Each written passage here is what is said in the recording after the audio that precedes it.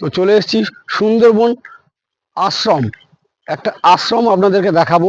আপনারা নিশ্চয়ই জানেন আয়লা ঝড় হয়েছিল, তাতে খুব ক্ষয়ক্ষতি হয়েছিল, কিন্তু এমন একটা আশ্রম, এই আশ্রমের এখানটা কখনো ভাঙেনি। তো আমি সেটাও আপনাদেরকে দেখাতে এসেছি, কারণ আপনারা সাথে আছেন, সঙ্গে থাকবেন আপনাদের ভাই। চলুন আমি আপনাদেরকে দেখাচ্ছি যে এই একটা আশ্রম, এটাই হচ্ছে আশ্রম। হ্যাঁ, তোমরা ঠিক শুনেছো বন্ধুরা, আইলা ঝড় গেছে, পরপর যে তিনখানা ঝড় গেছে, এখানে কোনো সময় ক্ষয়ক্ষতি কিছু হয়নি।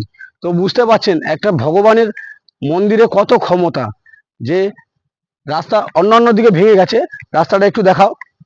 দেখো খুবই মানে সংক্ষেপ জায়গা বন্ধুরা।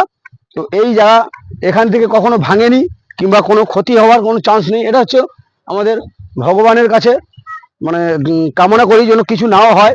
তো আপনারা দেখা পাচ্ছেন এটা বহু পুরনো আশ্রম। আমি যেহেতু দেখছি আশ্রমটা বহু পুরনো, একটু আশ্রমটা দেখা ঘুরিয়ে। হ্যাঁ, দেখুন আশ্রমটা কিন্তু বহু পুরনো। তো সব কিছু দেখে বোঝাই যাচ্ছে। আমি আপনাদেরকে পুরোটা মানে অরিজিনালি কিছু দেখাবো, কোনো ইডিট নয়, কোনো কিছু নয়। আপনারা দেখতে পাচ্ছেন যে এইটা হচ্ছে আশ্রমে যাওয়ার রাস্তা। তো আমি ইনফ্যাক্ট আমি আর যাচ্ছি না, আপনাদেরকে এই পর্যন্ত দেখাচ্ছি। আর চারদিকের ভিউটা আপনাদেরকে আরেকবার দেখিয়ে দিচ্ছি, দেখে নিন। হ্যাঁ, এরকম সুন্দরবন ঘুরতে এলে এরকম একটা মজা আপনারা নিতে পারেন, কিন্তু কিছুটা আপনাদেরকে পায়ে হেঁটে উপভোগ করতে হবে। সব জায়গায় এদিকে গাড়ি চলে না, আর গাড়ি চলার ভিউ নেই। আপনারা এই রাস্তাটাকে দেখতে পারেন, খুবই সংক্ষেপ। আমি বৃষ্টি হয়েছে তো আমি একটু সাবধানে হেঁটে হেঁটে আসছি। তো এই রাস্তাটা খুবই সংক্ষেপ, এখানটা কখনো ভাঙেনি।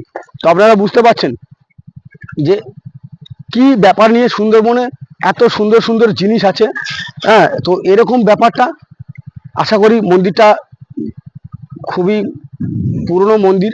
তো আশা করি আরো ভালো থাকুক, ভালো বিগত দিনে যদি আরো কিছু করা যায়।